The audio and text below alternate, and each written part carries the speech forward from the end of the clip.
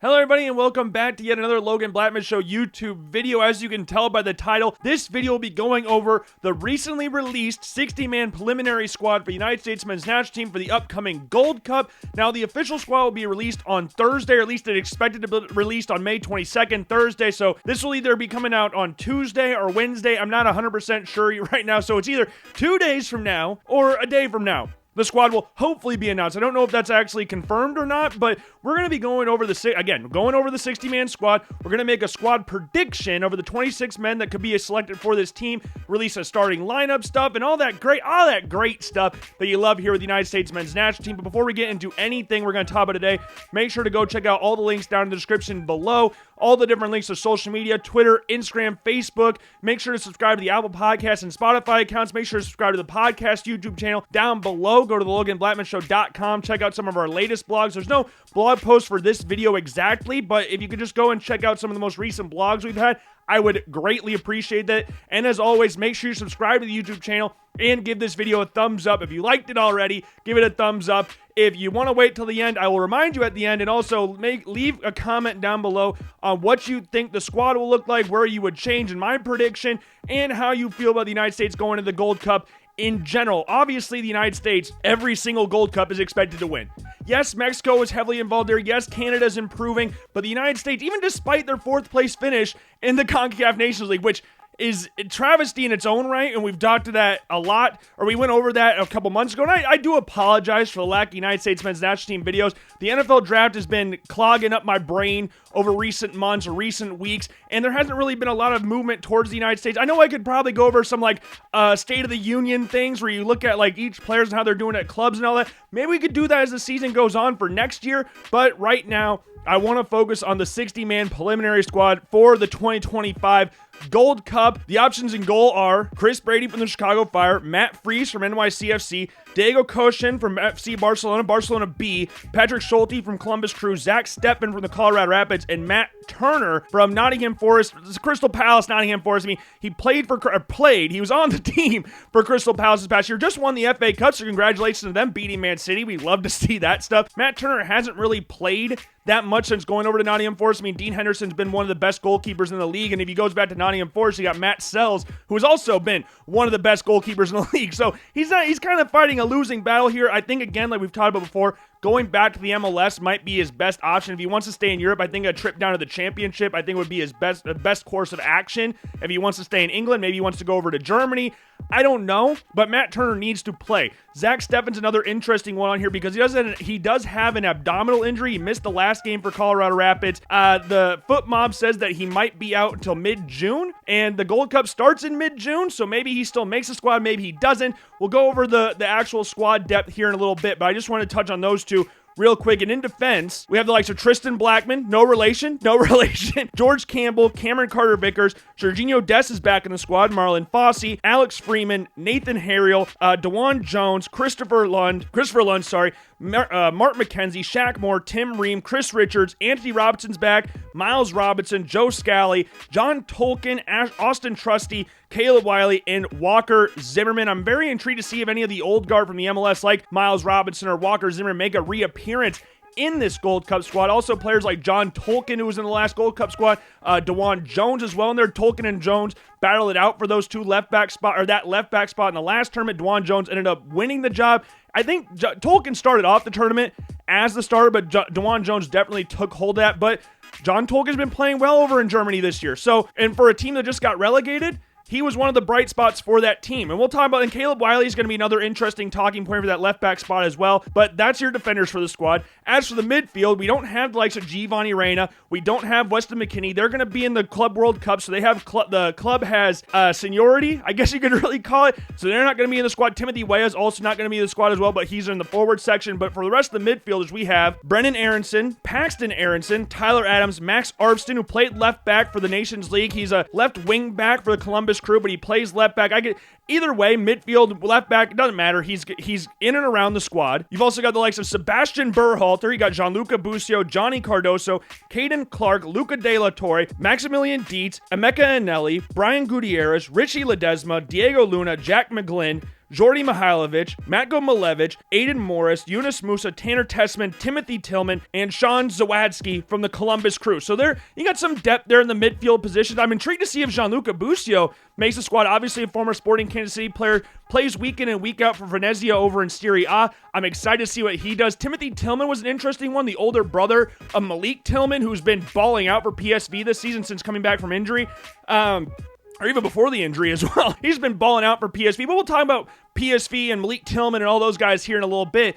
But yeah, some deep midfield spots. Again, no McKinney, no Giovanni Reyna. So that number 10 position is definitely going to be one to watch out for. Those deep line midfield spots as well. Remember, we didn't have Johnny Cardoso in the CONCACAF Nations League. Remember, he withdrew due to injury. Like, we'll have some key players back, but not having McKinney and Reyna will be big losses for the team. And moving on to the forward lines, we had the likes of Patrick Ajimang. We have Valerian Balogun, who's back from injury. Remember, he also wasn't in the squad as well. We have Damian Downs in there, Christian Pulisic, Josh Sargent, Quinn Sullivan, Malik Tillman, Brandon Vasquez, Brian White, Haji Wright, Griffin Yao, and Alex Zendejas, or Alejandro Zendejas for Club America. I like the options here, because if you remember going back to the Nations League, there weren't a lot of people that were excited for the forward lines for the United States men's national team. I mean, you look at Josh Sargent, Ajimang, and Brian White. We didn't have Ricardo Pepi, who will be out until January of next year. Remember, he had the knee injury. We didn't have the likes of Balogun, who missed also due to injury. Haji Wright, I believe, was coming back from an ankle injury as well. So having these guys back, or not Pepi, but Balogun and Wright being back in and around the squad, is a big boost for this national team going forward. Again, no Timothy Weah. That's going to be a massive loss for there, whether on the right or left side. We know Mauricio Pochettino likes to play him off the left, but either way, that's a big loss for the United States. One of the first names on the team sheet for the United States men's national team. If you're looking at my predicted 26-man squad, the goalkeepers, I would guess that Matt Turner's going to be one of them. You would expect him to be the starter going in. Zach Steffen, if he's healthy, if he's ruled healthy enough to go, I would imagine Zach Steffen's going to be in the squad. He was Mauricio Pochettino's number 2. Remember, he was going to start, I believe he was going to start the game against Canada had he not had an illness, so he's going to be back in and around the squad. And Patrick Schulte, this has been pretty much Mauricio Pochettino's three goalkeeper rotation that he's had since he took over the United States men's national team job. But Matt Freese, I know a lot of people really want to see him, and Koshin from Barcelona, a lot of people are excited to see what he can do in the future. But the three right now, I would go Turner, Steffen, and Schulte. Again, if Steffen can't go, I would imagine Freese is the next goalkeeper in there. As for the defense, I think we're going to see a lot of the same pieces, the same players that we saw in the Nations League, which could cause some people to be a little bit upset, but we need these players to get back to form. That Nations League was a complete and utter failure, as we've talked about numerous times, but you want to see these guys get back. But Sergiño Dest is back at right back. The greatest right back United States men's national team history. One of the most technically gifted players the United States has at their disposal. Very confident player. Can be frustrating at times, yes, but with him back in the squad, that locks him down as that starting right back. We also got Joe Scally will be in around the squad as well. He's the only real option apart from Sergiño Dest at right back. Yes, Marlon Fossey is there, but it is Sergiño Dest's job, and Joe Scally can play. He didn't do it well in the Nations League, but he can play left back if required. Dest can also play left back as well, which is why I only have Anthony Robinson in as the left back. So if you remember back to the Nations League and the squad when it got announced, Anthony Robinson, if I remember correctly, I could be misremembering it, Anthony Robinson was the only left back on the roster. They had Marlon Fossey there. They had to call in Max Arfston because Austin Trusty also got hurt as well and had to withdraw from camp. So I'm going to have Anthony Robinson there again with coverage from Dest, with coverage from Scally, with another center back in there. I do think they have some options at left back, but if John Tolkien, DeJuan Jones, Caleb Wiley, if any of those guys got put in the squad, it wouldn't shock me, and I wouldn't be upset by that either. As for the center back options, we obviously got Chris Richards, again, like we talked about with Matt Turner, FA Cup winner with Crystal Palace, one of their key players in the defense this year. Also got Tim Ream, who has been the captain under Mauricio Pochettino a few times now. That's probably the center back partnership for the United States going into this Gold Cup. Mark McKenzie could also be competing for a spot in one of those two center back spots, either on the left or right side. Again, played well for Toulouse, but struggled in the Nations League. Cameron Carter-Vickers was another player that really struggled in the Nations League. Him and Mark McKenzie were the partnership at center back against Canada. Neither one of them really covered themselves in glory, but I do think they're going to be back in the squad. And Austin Trusty, who we talked about before, who had to withdraw to the last camp, he can provide coverage at left back. He's a left-sided center back, left-footed. Him and Cameron Carter-Vickers have a natural partnership. They're like Tim Ream and Angie Robinson to that left side. that partnership's key. I know it's not FIFA. I know we're not looking for any green lines or anything, but I do think Mauricio Pochettino does like Austin Trusty. I think we'll call him back into the squad. But like I talked about before, Walker Zimmerman, Miles Robinson, I do think have really, really good shots at making the squad. Campbell was in a couple camps ago as well, so he could be in a conversation there. But that would be my defense for the United States. So again, Serginho Dest, Joe Scally, Anthony Robinson as the fullback spots, then Cameron Carter-Vickers, Chris Richards, Tim Ream, Mark McKenzie, and Austin Trusty as the center backs again, with Dest, Scally, and Trusty being able to provide depth at that left back spot, so avoiding bringing in other players in that category. Again, if Tolkien, Wiley, Jones, or anybody else got brought into there, or if they brought Marlon Fossey on to provide that depth at right back, and you can play more of those guys at left backs. You remember in the World Cup, they brought a shit ton of right backs, so why not do that again here? Thankfully, it's Mauricio Pochettino. Well, I shouldn't say thankfully. We're still... we need to see some performances here. I don't want to say like, oh my God, this is the greatest guy of all time. I like him. I'm willing to give him more of a chance because right now it's been struggling, but that would be my defense for the United States going into the tournament. Moving on to the midfield, there obviously some locks there. Tyler Adams is going to be a lock for this tournament. Johnny Cardoso, I think, would be another person that you look at if he's healthy and fully firing, which he has been for Real Betis this past season. Like 3 goals and 1 assist this past season. Also leads Real Betis in interceptions. He's 4th in La Liga in interception as well, so he'll provide some depth to Tyler Adams in that position. Aiden Morris is another player that I've got in and around this squad. It can add some more, add some more depth in that deeper lying midfield spot. Started 33 games for Middlesbrough this past season. They just missed out on promotion to the Premier League, but was a consistent figure in a team that nearly made it up this year. And he was also the most successful player at tackles per 90 in the team. So I think those would be our deep line sixes for the United States going into this tournament. We're looking at the number 8 position, or the players that will go a little bit further forward, one would guess. Tanner Tessman is a guy that Mauricio Pochettino seems to like and has been playing at that left-sided CDM role for the United States the past couple camps. So you look at the Nations League, you look at his first camp for the United States, right next to Tyler Adams. I would expect him right now to be that main starter there. But Paxton Aronson, if we're being honest, Paxton Aronson is a really good chance to take that left-sided CDM spot next to Tyler Adams. Like maybe he goes with Johnny Cardoso in there next to Tyler Adams, but you want that little bit more of a creativity in there. So Paxton Aronson from a deep lying midfield spot. He was on loan for FC Utrecht over in the Eredivisie this past season, on loan from Eintracht Frankfurt. He was their leading scorer from a deep lying midfield spot. Yes, he can play a little bit further up if required. He can play on the left or right either as well. But if you look at the most recent games for FC Utrecht, he plays that left-sided CDM, can play as a number 6 as well. That creativity from that deep lying spot could be key for the United States. Again, I wouldn't be shocked if he took one of those starting jobs. Yes, he's younger. He doesn't have a lot of experience within this camp, but he showed out this year for FC Utrecht, and I'm excited to see what he does if he's put in the squad, which he definitely should. It shouldn't be a conversation. I'm excited to see what he does going forward. And then that final position, I do have Jack McGlynn as the other option at that left side CDM spot. Another guy that can play a multitude of different positions, but mostly plays as the deeper player. Can play on the right, can play on the left, can play a little further, play a little back, but I've got him in that left-sided spot. So far this season for the Houston Dynamo, he has 2 goals and 3 assists. He's 6th in the league in chances created this year with 34, and he's also a long-range threat. He can take shots from pretty much anywhere. It's the longest goal in United States men's national team history. Again, left-footed option at that midfield spot as well. I like him in that role. I don't know if he'd play that much in this tournament, but I do think he would provide a good depth piece and could provide a spark if needed if they bring him off the bench. But those would be my deeper lying midfield options. Again, I think Paxton Aronson could really push in for that start. I would love to see him start, but I would imagine it's going to be Tanner Tessman and Tyler Adams to start the tournament at least. But I could be very wrong with that. And the other players you're looking at Brendan Aronson, who had a really nice career resurgence this past season for Leeds United, helping get them back to the Premier League, playing as that number 10 for Leeds. 9 goals this season from that spot and 43 starts. The Championship's an insane league to try and maneuver around, and Brendan Aronson did an excellent job at doing that. Remember, he didn't have the greatest loan last year at Union Berlin, coming back to Leeds United, playing well, creating the most chances for them this past season. He was a key contributor in them getting promoted, so he's definitely back in and around the squad. Can play on the middle, can play on the right, can play on the left.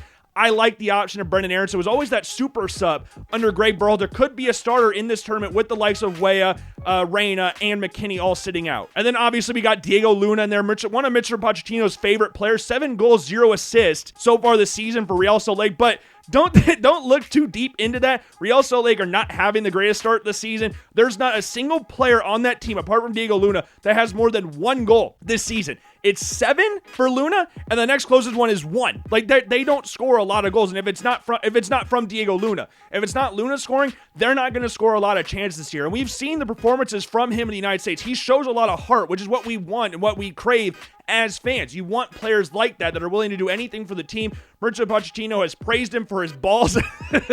Like he goes in, busts his face open, continues to play out. In a game against Canada, he was by far the best player on the field for the United States. So we want to see that moving forward as well, and I'm happy that he's in and around this squad. And then you also got Yunus Musa in there, very versatile player, can play in that deeper midfield spot. We've seen him play as an 8. We've seen him play as a 6. Mauricio Pochettino likes to play him off the right. When he's playing for AC Milan, he plays a little bit deeper. But remember, when he was at Valencia, he did play off the right quite a bit. Mauricio Pochettino's deployed him as that right midfield spot. He's deployed him as a right wing back as well. So he just adds that versatility in and around the squad. I would imagine he's going to start the tournament as that starting right midfielder. And moving into the forward lines, I mean, we got some obvious ones in here. Balogun being back in and around the squad is massive. I mean, he hasn't really played that much this year, being out from the 1st of December all the way to late March. But in just 7 starts, he does have 4 goals. He did have a hat trick in his first game back in the underage team, or I can't remember if it was the underage team or just like the lower level. I can't remember. But having him back, one of the United States' top striker options, him and Ricardo Pepi are pretty much the 2 main guys you would imagine for that United States main number 9 at the position. But Balogun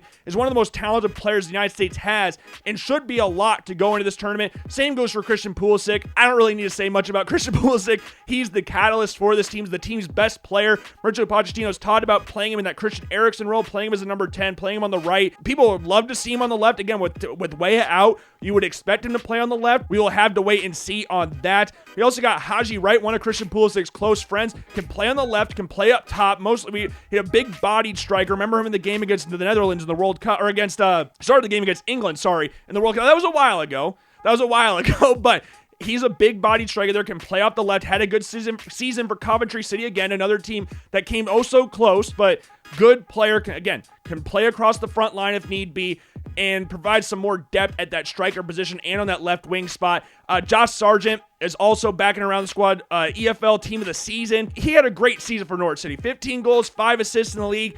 But we just need to see it from the United States. He hasn't scored a goal in freaking ever. It's been a long-ass time since we've seen Josh Sargent score for the national team. And maybe he just needs 1. And once he gets the 1, then they'll all start stacking on top of each other. Maybe that's just what we need to get from him. He's obviously a talented player, but we need to see those performances, not just at club level. We need to see that at the national team level as well. So I hope he's able to provide that in this tournament for the United States. And then you obviously got Malik Tillman there. Again, a guy who was injured the last camp, but having him back is massive. One of the best, if you were talking about like talent-wise, or for seasons this past year, like he was the WhoScored.com's Eredivisie Player of the Season. 12 goals, 2 assists, can play literally anywhere for the United States or at a club level. He played as a midfield 3, on the left side of a midfield 3, can play as a number 10, can play on the left, play on the right. Like, he just provides so much for the United States. A versatile player, can score from pretty much anywhere, can create his own chances and stuff. And again, just having him back is massive for the United States. The final player that I'm going to talk about is Alex Zendejas, who's been one of the better players for Club America and Liga MX this season. He has 7 goals and 6 assists to his name this year. He's top 10 in assists in La Liga or Liga MX. The last Gold Cup we saw Zendejas hit, he was not the greatest.